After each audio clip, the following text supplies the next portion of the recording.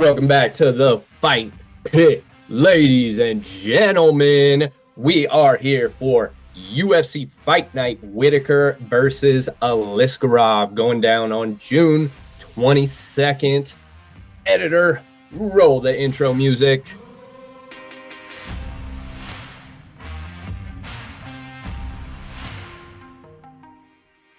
It's Fight Pit time, folks. Thank you guys for joining us. You know the crew, but just in case you're new, we got 12 Gauge and the Druzy. We here firing off them good fight picks for you, letting you know what's going down with UFC Fight Night. Robert Whittaker versus Aliskerov, June 22nd, this coming Saturday. Before we get into it, we got to give a shout out to our wonderful sponsor, always coming through for us, always a staple. It is pillowfight.co. Blissfully soft and shockingly supportive.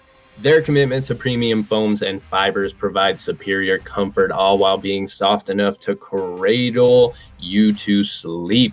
Worth every penny. Invest in your rest. It's a third of your life, everybody. You got to take your sleep seriously. That's the only time that you get to recover, give your body a break, let everything heal. So make sure you are putting in the effort to get good sleep. And Pillow Fight is obsessed with making a difference. Every purchase at Pillow Fight allows them to donate pillows where they are needed most. So you're helping yourself and you're helping others. Thank you so much to the wonderful people at Pillow Fight. Visit pillowfight.co to order and for more information. Now here we go. We got the resident experts, the twins separated from birth. We are going to cover Ultimate Fight Night, or no, not Ultimate Fight Night, UFC Fight Night, Whittaker versus Aliskerov. Short notice cancellation with Khamzat Chimaev. Aliskerov was supposed to fight on the previous fight night and ended up stepping in to face Robert Whittaker. Robert Whittaker, of course, everybody knows Robert Whittaker, former champion, has been trying to work his way back up to another title shot. And Khamzat Chimaev looked like he might be, that last stepping stone, especially with the shuffling that's been going on at the top with middleweight lately. Unfortunately, though, Khamzat had to pull out, and I know I'm watching the. Sorry, Panthers goal. It's all good. Everybody know we're a sports brand. That's if you guys aren't familiar with how we roll, we are constantly watching, betting, keeping track of sports. So and at the time of this recording is the third period of Game 5 of Panthers Oilers. Very important. Very important. It's been a very important week. I'm not going to get into what happened yesterday, but I woke up happy today. So we're going to start it off. I'm actually going to kick it off, give you a couple fights on the undercard on this one too. Pretty solid undercard. A lot of good prospects on this one. I'm going to jump to the last 3 fights on the undercard. We got Rinat Fakhretdinov,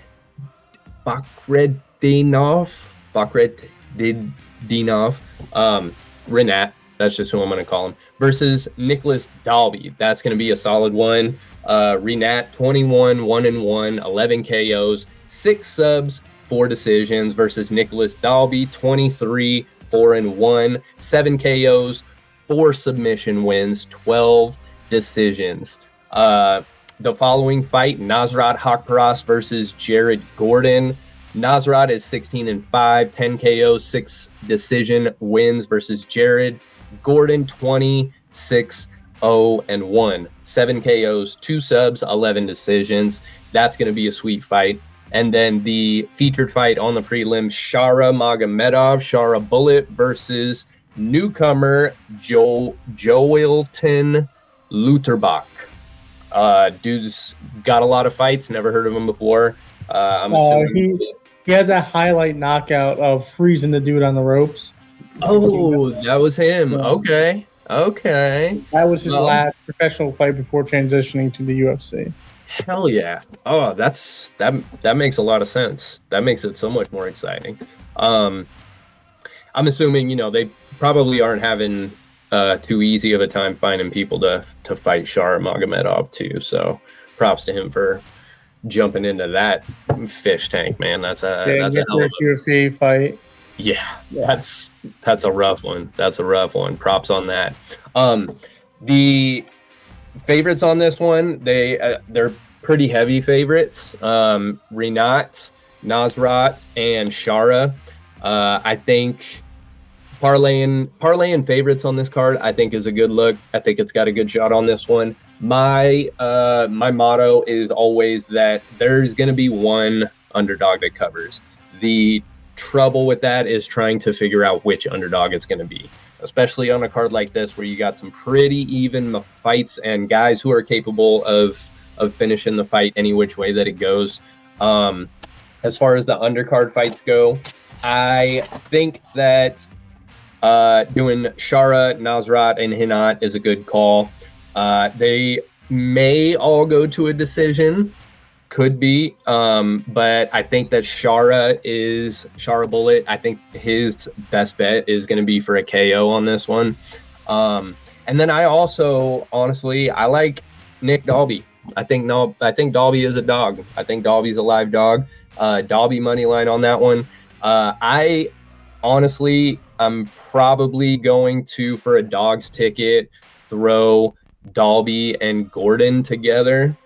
I think those guys have the best shot at coming through. So Dalby and Gordon money line, a little two-leg dog parlay. But like I said, the favorites on this one, and just trying to figure out which dog is going to cover. I like the favorites on this one. Favorites are solid on this one.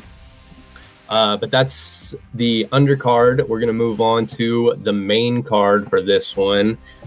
Gage, I'm going to start you off with, we got Johnny Walker and Volkan Ozdemir. Volkan. I mean, I sit here every couple of months, and it's Walker brothers now have both fucked me on parlays. You always get the Walkers too. And I am ready to get hurt again. And I'm going to go Johnny Walker. And it's either he's going to have the most ridiculous way to get knocked out. He never gets put out in like a soft manner or like anything non-comedic. Or it's a tale of two Johnnies. Which one are you gonna get? You're gonna get the one that fought Anthony Smith like to a perfect fight, and have Anthony Smith, have that mic'd up segment. You're attacking my family. And I was like, "What are you talking about?" Like, you need to get that Johnny Walker, who's gonna make it so entertaining, give you highlight reel on highlight reel, and put someone out. Because Ozdemir will take it to the ground, but Johnny, I think, has enough great takedown defense, can go on the ground, but we all know what Johnny Walker wants to do. He wants to use his insane reach, super tall, super lanky, super awkward angles. He wants to use all of that. And Ozdemir is no stranger to standing and throwing them. So I'd like to see them both just stand and go. That'd be awesome. I think now, since Hamzat is out, this has I think 50-50 odds of being fight of the night. Again, depending on which Johnny Walker you get. So here I am getting hurt again. Feel free to hedge me, anyone that's watching this, because I'm never right when I pick either of the Walker brothers, but I'm still going to go there. Johnny Walker's second round TKO. You heard it here. I like it. That's what my bet was going to be too. I also had Walker by TKO. Ozdemir, just one of those guys that's like, he had a solid run. He got up to the to title shot. I believe it was against DC, and since then just has not looked like the Ozdemir that got that made his way up to the title shot. His nickname was No Time. He used to knock people out in no time. And he also is coming off a submission win, and Johnny's coming off of that knockout loss to Magomed Ankalaev. Just true. So we could be seeing a resurgence in Volkan Ozdemir. He's been around a long time, dude. He's been around a long time. Yeah, I've seen quite a few. Been around since 2017, I believe. So 7 years. Yeah, I saw a couple of his fights before he got into the UFC too, and he was doing the same shit back then. And but we got officially Walker by second round KO. There's the official pick from Gagemus Maximus to start us off on this one. And the next fight up is going to be covered by our good man Sean. That is the Muhammad Naimah versus Melsik Bagdasaryan fight. Pretty sure I nailed that one on the first try. That's the only one I'm going to get right. So make sure you guys are following the official Fight Pit on Instagram. Make sure you are subscribed to the Fight Pit and the House Call Sports on YouTube, and follow Sean Ryan Sports, SEAN, Sean Ryan, RYAN Sports on Instagram. A lot of great stuff from Ryan. You'll love his shorts if you love MMA content, if you love sports content. All the guys here are, we're a bunch of sports nerds, just constantly pumping out and keeping you guys updated. And Sean is no different. So go follow him for that one. The next one, we got Kelvin Gastelum versus D-Rod, Daniel Rodriguez. I'm going to take the lead on this one. Kelvin Gastelum, 18-9 versus Daniel Rodriguez, 17-4. Gastelum, 6 KOs, 5 subs, and 7 decision wins versus Daniel Rodriguez, 8 KOs, 4 subs, and 5 decision wins. Gastelum is 2-3 in his last 5, coming off of a submission loss to Sean Brady. Meanwhile, D-Rod is 3-2 in his last 5, coming off of a TKO loss to Ian Gary. This one is, I think it's going to be a pretty closely contested match, but honestly, I don't know how they have Kelvin Gastelum as such a favorite. Last I checked, he was sitting at around a 2-1 or so. Opened as, let's see here, yeah, minus 250. So D-Rod's a 2-1 underdog.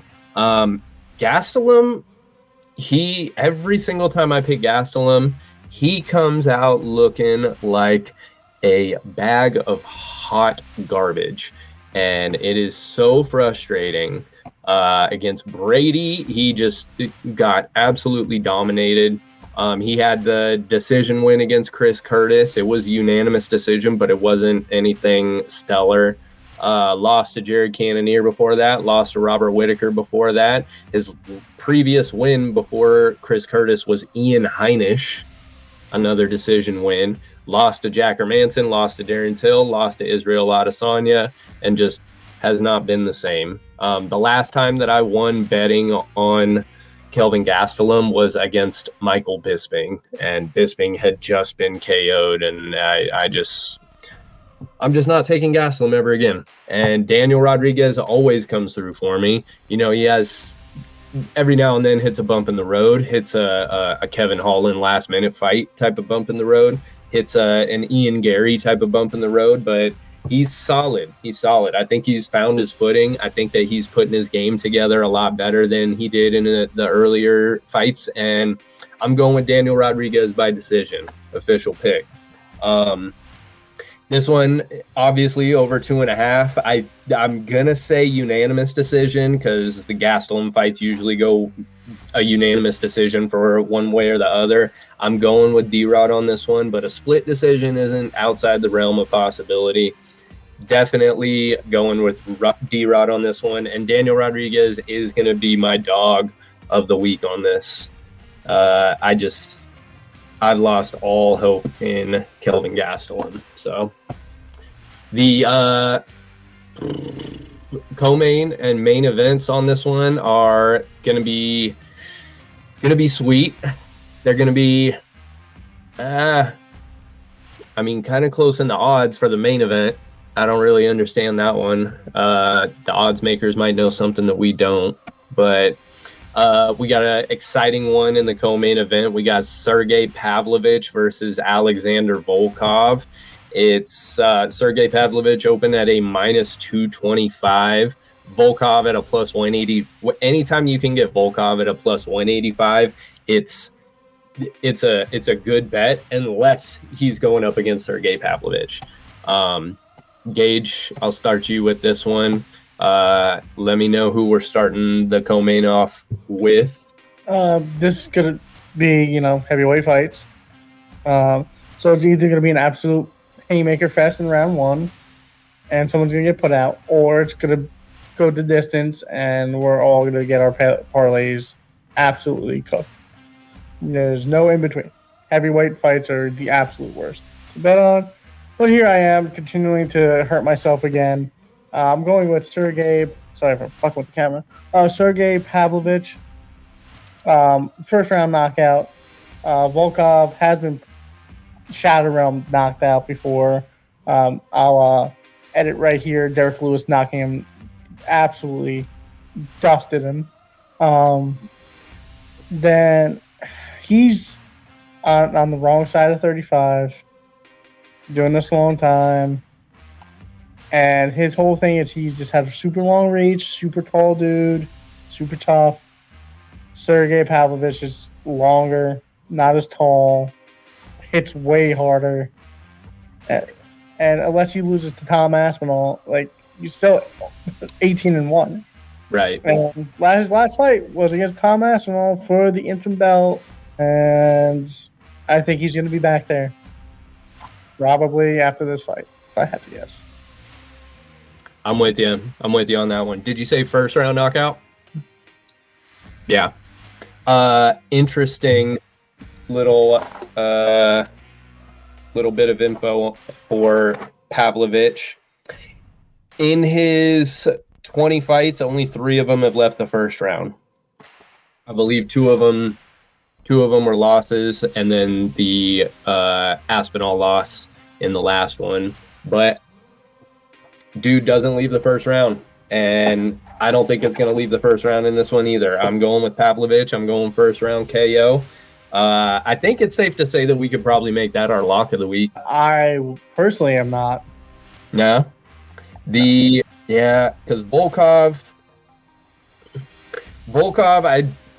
it's so difficult picking him because he's just... They also spar together all the time. Didn't really want to fight each other. All the reports when it was first announced. Yeah, that makes sense. So Pavlovich, they don't know each other and how they fight, and it could really just go either way. Yeah. Pavlovich could have a little bit of a soft spot for him and not want to hurt him too bad. Might let it carry out of the first round on that one. But I'm going Pavlovich first round KO. I think that, getting that close to the title, losing it in the fashion that he did, wanting to get right back on the horse. If anybody is going to be able to put themselves right back in title contention, Pavlovich getting a first round knockout right after losing, I think, is the best way to go. So we're both solid on Pavlovich for the first round KO on that one. And main event status, like I said, Robert Whittaker taking on Ikram Aliskerov. Hamzat Chimaev fell out. He's sick. He's unfortunately pulls out more than he fights at this point. And it sucks because, he's talented. He was a world beater when he was coming up during the pandemic. He went on that crazy run of, I think he had 5 fights where he only take 4 significant strikes. Up to the point where, he beat Gilbert Burns, had his toughest fight, and then had the bouts with COVID. And couldn't make weight. Yeah, couldn't make weight against Nate Diaz. Had to switch the card around. The Paulo Costa fight got pulled from Paulo having staph, and just not a lot of luck. What's that? Well, it was a staph, and then his whole Paulo's arm just did not heal from the staph. His shit was all messed up. So Hamzat fight's just not having very much luck. That was, and then I honestly don't think he steps in the UFC octagon anytime soon. You think he fights ever again, or you think he's going to hang it up? He already talked about retiring once. It's very 50-50. Yeah. Because this isn't the first time he's gotten very sick from a weight cut. Yeah, and if you see the pictures, like, he looks like he's all rashed up and like swollen and inflamed, oxygen mask and everything, man. That's rough. And like whatever in that Dagestani camp is going on, staph is very common out there. Like you saw it on Islam's leg when he fought Dustin. Mm-hmm. Yeah, and that's over there is, they're training like absolute fucking savages. You know that even when they do get sick, even when they do get staph, anything like that, they're not giving their immune system time to fight it off and heal them up all the way. They're trying to get back in as soon as they can, try to smash as soon as possible. I don't think this is going to take very long on this one. I'm going to go with Robert Whittaker by decision. I think that unless, Robert Whittaker, he's 25-7, 3-2 in his last 5, coming off of a decision win over Paulo Costa. Ikram is 5-0 in his last 5. He's on a 7-fight win streak, coming off of a TKO win over Worley Alves. 15-1 overall. No slouch, nothing to turn your nose up at, but I don't think he's on Robert Whittaker's level. He's had some tough breaks with fights being canceled himself. So credit to him taking this one on short notice and stepping up. But Robert Whittaker he doesn't lose to guys outside the top 5. He rarely loses to guys outside the top 3. I don't see Ikram being able to put it together. I think his best bet is somehow Robert Whittaker is just really off his game. He was preparing for Hamzat, and Hamzat and Aliskerov don't have too different of a style. So I think he's going to be prepared. I think he's going to be continuing to roll. I think he's working back up to the title shot. And I'm seeing Whittaker on a decision on this one. Who do you got, Gage? I'm going the Reaper every day of the week. Every single day, twice on Sundays. On Sundays, yep. I hate short notice step-ins. It doesn't bode well. Yes, he's had a full camp. He was supposed to fight last week. He just wasn't supposed to fight Robert Whittaker last week. And that's a different person. Whole different level of person. If Israel Adesanya isn't in the UFC, Robert Whittaker probably has a belt for about 6 years now. It's true. That's true. I don't see anyone else in the division beating Robert Whittaker in a 5-round fight. Drakus, but no, not a shot. No fucking shot at this point. How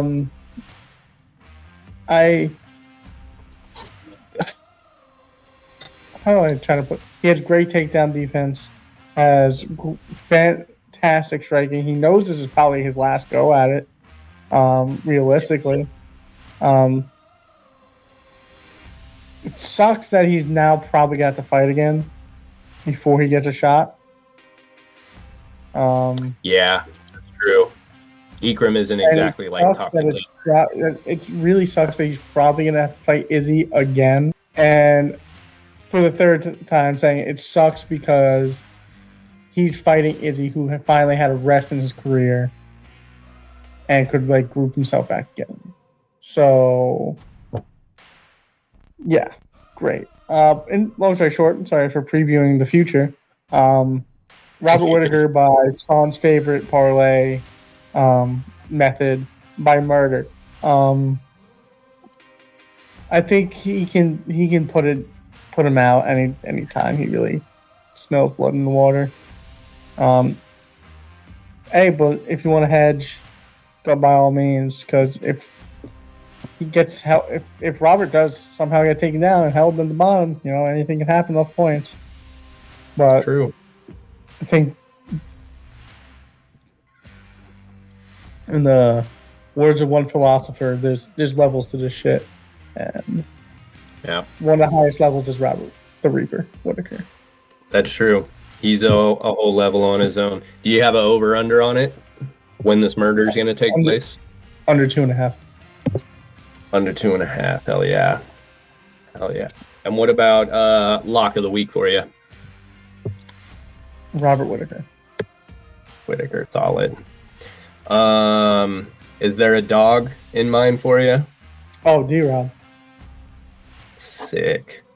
So we got D-Rod is the official dog of the week, folks. Official house call fight pit lock and dog of the week. We got Daniel Rodriguez and Robert the Reaper Whittaker. Nice little parlay considering D-Rod is 2-1. I don't know what he's sitting at right now, but he opened at 2-1, and I like him and Whittaker. That'd be a solid bet. Once again, also throwing out there, some parlays to keep in mind. Like I said, favorites on this one, once again, looking good. Very rarely are you going to go wrong with parlaying some favorites on this one. Whittaker, Pavlovich, Walker, Shara, Nasrat, and Renat. And then for the dog on that one, Rodriguez. I like Whittaker by decision. I like Pavlovich by KO. If we're doing a KO parlay, I like Pavlovich, Walker, Shara. And for dogs, like I said, Dalby, Gordon is, he's always capable. Nasrat just has one of those styles, I think, that's going to be frustrating for him. Of course, Volkov in the heavyweights, anything could happen. Volkov wouldn't be too bad of a dog to hedge with. But definitely the main dog that we're rolling with on this one is Daniel Rodriguez. And that wraps it up. We got the picks, we got the lock and the dog, and we're gonna finish up this NHL series with Florida winning 4-2. Hey, you're looking good if this minute goes by without any action. So far, man. The garbage time. Hopefully, no garbage time, no open nets. Just let it all just. There's minute 30 left. Florida's down 1 goal. They pulled the goalie already. Okay, we got to end this before anything happens. Any final words? Any last words, Gage? No, see y'all for 303 breakdowns. Yeah, baby. We will have we'll have more members of the team coming back on this one. You guys make sure to follow all of our pages, the official Fight Pit on Instagram. Gage is on there. Your boy Drew is on there. Sean, Kyle, Matt. Make sure you hit all the Instagrams. Subscribe. Thank you to everybody, all the new subscribers, everybody tuning in. We appreciate you guys. Thank you so much. If you guys ever have anything specific you need us to cover, make sure you let us know in the comments. The Fight Pit on YouTube. The House Call Sports on YouTube, High Fight IQ on everything. Thank you guys for always tuning in and supporting us. Let us know who you guys got on this one. Let us know if there's any dogs or any locks that you think we messed up on. And we'll be back here kicking again. Make sure you guys check out all the interviews. We got cool interviews. Cole Escovedo, Hyder Emil, Jenny Savage. Ross Levine will be back soon. We're rolling. Always our interviews with Stitch Duran, 2 of those. Yeah. Our interview last year with Peyton Talbot, and our interview last year with Max Payne Griffin. The homies, baby. We appreciate everybody for tuning in. That is a wrap. We will see you on the next one.